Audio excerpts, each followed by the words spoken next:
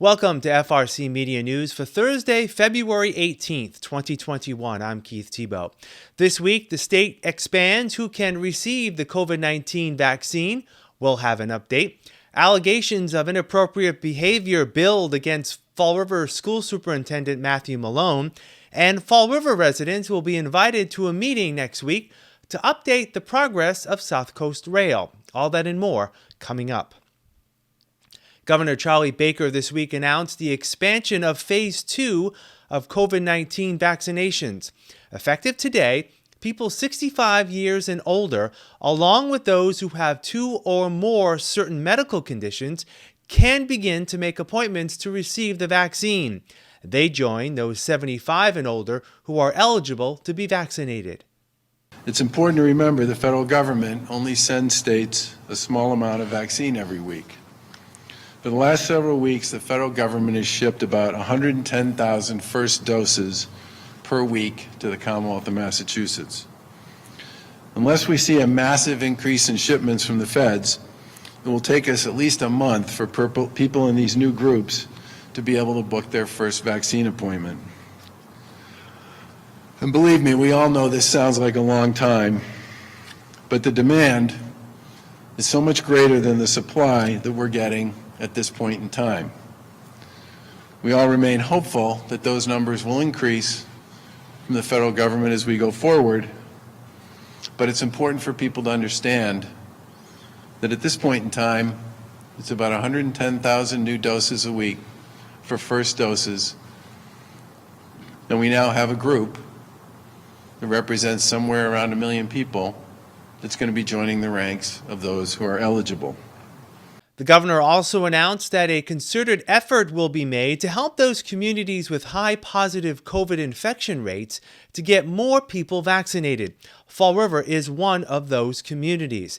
Mayor Paul Coogan says the campaign hinges on education and outreach, something the city does not need.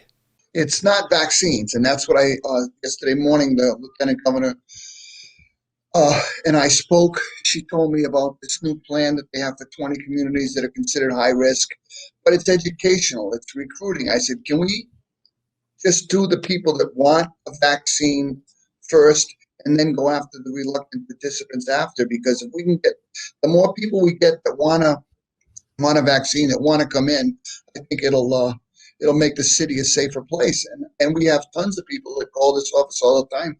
Where can I get a vaccine? Where can I get a vaccine?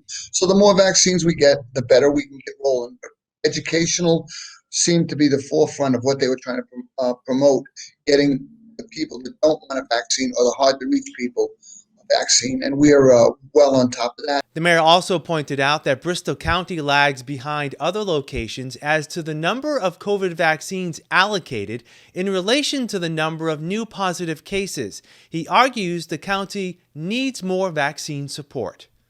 You look at some of our sister counties, Plymouth or Hampshire, or even Suffolk County, which is the biggest county in the state for, I think, population-wise, they're probably all close with Suffolk. They have like 4.7 vaccines for every positive case, and we don't even hit one. And that's what I was trying to explain to them. There's a couple of simple steps we could do to get ourselves back on the beam here. One of them being make our Bristol Community College and our Liberal Club and a couple other sites here restricted to Bristol County residents first. And then when we catch up or get even with some of our neighboring counties, let's open up to everyone else. We're already doing that. We're open to everybody now. And maybe we got to focus a little bit more specifically on the residents of Bristol County. Here's an update now on the latest locations in Fall River that is distributing the COVID-19 vaccine. CVS Pharmacy has 2 locations at 1620 President Avenue and 550 Pleasant Street. You can make an appointment online or by calling 1-800-746-7287. The Walgreens location at 369 Plymouth Avenue is also accepting appointments either online or by calling 1-800-925-4733. Stop and Shop on Rodman Street is also offering vaccinations. You can call 774-627-1226. The City of Fall River is organizing a regional vaccination site at Bristol Community College. All appointments are being handled online. Please do not call the college to make an appointment. Health First Family Care Center on Quarry Street is also reaching out to its patients to get vaccinated. You can make an appointment by calling 774-627-1226. The vaccination site at the Liberal Club in the South End that is being organized by South Coast Health is currently not accepting any new first dose appointments. They will be scheduling second dose appointments for those who have already received their first dose. And finally, the former Circuit City store on State Road in Dartmouth will begin vaccinations next week. You can get the latest vaccine information update and a list of sites by visiting our website, frmedia.org/COVID vaccine. More information has surfaced this week on the allegations of inappropriate behavior by Fall River School Superintendent Mattew Malone. Emails detailing some of the allegations were leaked this week. The school committee last month finished their investigation into the allegations by making changes to the superintendent's contract. Mayor Paul Coogan, who recused himself from the case following an opinion from the State Ethics Commission involving his brother, who serves as Human Resources Director, says the current dialogue is not helpful. Stuff that's in the public sphere is obviously very, very unsettling, and it's not the way things should be running in Fall River. Fall River for far too long has had these kind of controversies and things swirling around. We don't want that here. I'm sure that at the end of the day, the 4 people who voted penalize the superintendent did what they thought at that time was best. Now, going forward, we'll see how it plays out. I know we did alter his contract, although I wouldn't even sign it because I could not participate in any of those negotiations either. So, like I said, we'll see how it plays out. It's not a good look for the city of Fall River, and obviously we've had enough of those in the past. We don't need any more. Because of the confusion surrounding the case, a call has been made for the release of the report from the school committee's investigation. The mayor says a determination on what to release is in the works. The Secretary of State's office is looking at the report. They're going to make a decision on what can and can't be released. So let's let the process play out. It's still moving along, and if the report's released, all the better, I think. But that's not going to be. That's very similar to the situation I'm in. The Ethics Committee told me not to participate from the get-go, and the Secretary of State's office will make the decision on what can and can't come out from that report. Meanwhile, sentiment is increasing on seeking the superintendent's removal. City Councilor Sean Kadim has been vocal on his criticism of the school committee in its handling of the case. He says the allegations shed light on a toxic work environment within the school department. We have an individual who works for the IT department who had a stroke. I worked alongside him, or not alongside him, when I served on the school committee back in 2006, and that individual was there, so I'm very familiar with him. He has a stroke. He's got a disability now because of that stroke, and to hear the superintendent referring to him using the R word, or another profanity because his fingers are not working properly. He has to type with one finger. I think that in itself is irresponsible. I think it shouldn't be tolerated. Especially when you start looking at a school district that is supposed to be providing education, is supposed to be providing a good example for students. And we've got a situation where the leader of the district is bullying people, is really discriminating against somebody's disability, and is not taking that seriously. The school committee, every single individual knew about what was going on. Individuals have called school committee members, had expressed conversations with them detailing what was going on. Some of those, one of the 4 members there was told the individual that it would not take place on their watch, and they continued to do nothing about it. Councilor Kadim said the school committee should have placed the superintendent on administrative leave with pay while the investigation of the allegations took place. He says this needed to be done regardless of any conflict of interest that may exist between school committee members and family members working within the school department. So if Mayor Coogan has a conflict and he's not able to sit in and take a vote because his brother is the director of HR, then I'm not quite sure how Mark Costa, the vice chairman, is able to sit in and take a vote on this disciplinary issue when his wife has just received a job in the nursing department just recently. I don't understand how Mimi Larrabee is able to take a vote when her stepbrother is the principal of Durfee High School. I'm not sure how Tom Corey is able to take votes while his daughter works in the school system. All of these individuals still report to the superintendent, and the superintendent has control to terminate those individuals. So if the state is making an argument that the mayor is not able to sit in on this and make the decisions, I'm not sure how those other three individuals are able to do that. And they file disclosures. I get that, but it's redacted. So, when you start pulling back some of the layers on these onions, it's a crazy web that we've got entangled in, and I think it doesn't smell right. It doesn't look right. And I think we're focused way too much on this particular issue. And the school committee is allowing this to become a distraction. Councilor Kadim says he was not in favor of the appointment of Dr. Malone by the school committee 4 years ago. He says the charges has led to actions that will further put the city in a negative light. And I can tell you right now that we've got an MCAD case that is going against the school department currently because of the superintendent. And based on my experience dealing with discrimination cases and things of that nature and dealing with MCAD cases, this is at least a $500,000 settlement case or an award if it goes to court, if not more. We've got a situation where there's a whistleblower.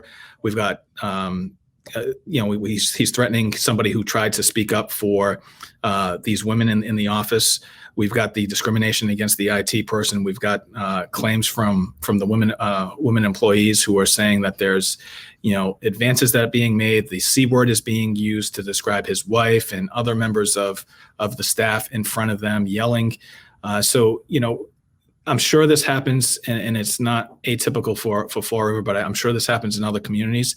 But at the end of the day, the only thing that I'm really concerned about right now is the city of Fall River, all the employees that we serve, our students, and the future of our city moving forward. And I think it's important for us to make sure that we have the right people in leadership to really address these issues. Councilor Kadim says there is still time for the school committee to do the right thing and consider terminating the superintendent.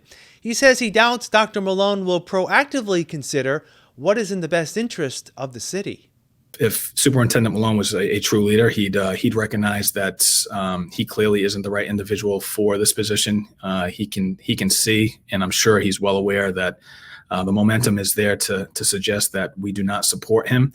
We don't want to see him in that position, and he should resign. But he's not that individual. He's a narcissist. He's going to continue to do what it is that he's done. He's going to continue to make excuses. He's going to apologize for using salty language and being mean, but he's not going to apologize for his actions and how he leads. I don't expect anything to change from that, and I don't expect any real leadership coming from him. And I think at the end of the day, I think he recognizes that after this position, he's going to find it very, very difficult to find another superintendent position, and that's why we won't see him resign. Senator Michael Rodrigues, whose district includes the city of Fall River, is beginning his second term as chair of the powerful Committee on Ways and Means at the State House. As chairman, Senator Rodrigues is the leader in advancing bills up for consideration on the Senate floor. He's one of a handful of lawmakers who attends full sessions in person, while most of his colleagues take part remotely. Every bill before the Senate passes through his committee before being voted upon. That includes the state budget. Senator Rodrigues says unlike last year when the FY 2021 budget was not approved until late 2020, the plan for FY 2022 presented by Governor Charlie Baker should be approved before July 1st. He actually presented a very boring budget, which is good. Very matter of fact. And I think we can certainly hold that 3.5% revenue increase. I think that's going to be good. I think since the governor released his budget, and you talked about uncertainty, we've gotten new information from the federal government. By the way, all good news. the economy, except for one very important sector of the economy, and that being the hospitality, restaurant, and tourism sector. That's terrible. That's in the tank. And it's been a terrible year. But other than that, the economy is not bad. Building trades, construction, education. No one at BCC, I don't think, has missed a paycheck, during this pandemic, So, with the help of the federal government through their CARES Act money, and through the Coronavirus Relief Fund, we have been navigating our way through this pandemic in pretty good shape. Senator Roderick says there is hope for additional financial support from the federal government to make up for revenue lost to the pandemic, but right now the legislature is moving forward without that guarantee. We do expect now that the Democrats are in control of the House and Senate, and under President Biden, we do expect some real help from the federal government, some additional money. But we're not going to count our chickens before they hatch. So as of now, we are going to build our budget. We are building our budget upon only what we know, not what we hope for, or not what we anticipate. But until, there's no checks in the mail with us. It is what it is. And, we just got some news over this weekend of the new federal plan, which could potentially provide some significant money for the state. But until it actually happens, we're not going to plan on it. We're going to build our budget without it. In terms of legislating through the pandemic, Senator Roderick says the chamber will continue to allow members to meet and vote remotely, with the hope that senators are soon able to get back to gathering in person. The legislature is not unlike life in general. It's all about relationships, and it's all about creating relationships with your colleagues, because there are 40 of us. We all come to the chamber with different backgrounds, with different professions, with different levels of skill levels, with different expertise. And it's really learning each and every one of my colleagues' details about them. That makes us a better chamber. But we'll get there. Hopefully by the end of May, we're all vaccinated. And we can, maybe we'll debate the budget in person. That would be fantastic. We'll have more FRC Media News right after this. Here are some job descriptions on the latest hot jobs list from the Mass Hire Fall River Career Center. 5th grade elementary school teacher. Holy Name School, located at 850 Pierce Street, is looking for a full-time 5th grade elementary school teacher to develop a curriculum, planning lessons, and teaching various subjects using a variety of teaching methods. Job number 145-32308. Leasing agent.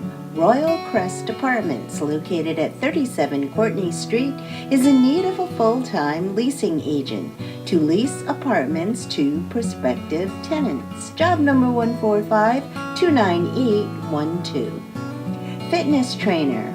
Planet Fitness, located at 657 Quarry Street, is seeking a full-time fitness trainer responsible for running the group fitness program, creating schedules, and instructing members on how to properly and safely use the fitness equipment. Job number 145-21256. The Fall River Municipal Credit Union, located at 333 Milliken Boulevard, is in need of the following full and part-time positions. Mortgage processor, job number 145-32742. Lending manager, job number 145-32734. Child and Family Services, located at 66 Troy Street, also is in need of the following full and part-time positions. In-home therapy clinical team leader, job number 145-34184. In-home therapy clinician, job number 145-33779. For more information on these or other positions, visit Mass Hire JobQuest at jobquest.dcs.eol.mass.gov or call the Mass Hire Fall River Career Center at 508-730-5000. Welcome back. Next week, Fall River will be getting an update on the status of the South Coast Rail project at a public hearing to be held next Thursday evening. Project manager Gene Fox tells us since construction work began in earnest last year at the Weavers Cove layover and the Fall River train depot, the project remains on schedule for train service to resume in 2023. Our schedule is right where it's supposed to be. So you're going to see some more soils being moved out of Weavers Cove they're actually going to the Freetown station down the road in Astonet. And you've also been noticing, probably if you've driven by on North Main, there's been a lot of work with drainage and the water service to the area. So we're getting ready to build up the layover facility. And there has been a lot of activity. And at the depot, they just finished putting in the under drain that'll go underneath the station, and they've put in the piles for the platform. So there's been a lot going on, and that's in fairly short order, I might add. There's a lot of civil work. I think there's 8 bridges for the Fall River line alone. We've already done in early action, we did 46 culverts. A lot of those were along the Fall River line. There are a couple more that'll come up. Remember, culverts are overnight work, so they can be disruptive, but they're the foundation of the rail. So before they put the new rail down and the ballast and all that, we need to make sure those culverts are in good condition. So we're going to have all new track along the line. So no more of the clickety-clack. It'll be continuously welded. New ballast, we're raising the tracks. And then, of course, the stations. As you mentioned, we have a lot of station work going on, and there's a crew building at the layover facility and all kinds of stuff happening. Ms. Fox says Governor Baker has continued with his commitment to funding the project. She says the focus of next week's meeting will be to provide updates and seek community feedback. It's food for thought. I mean, because this isn't the be-all, end-all. Things could be down the road. We could add different things. Right now, we're committed dollar for everything we're doing, but good suggestions come from the public. Good suggestions come from people with other areas of expertise. And it's certainly something you want to take in and consider as you advance the project. Last fall, the United Way of Greater Fall River kicked off its annual fundraising campaign. Executive Director Kim Smith says even though local donations have been stretched thin due to the pandemic, meeting the need of those facing challenges remains of paramount concern. Our fundraising activities are meant to support the community providers that are critical. They provide critical services to people in need all the time. And that is in the key areas of health, education, financial stability, and of course, basic needs. And so our partners, our community partners, nonprofit agency partners that provide services are doing so amidst the pandemic and sort of enduring the the need and really providing the services that are there in order to help people become healthy and respond well to whether it's some type of health services that they're receiving or educational supports, really to become the best version of themselves, to achieve independence, resiliency, positive outcomes in their course of whether it's recovery or whatever the case may be. We'll wrap up FRC Media News right after this.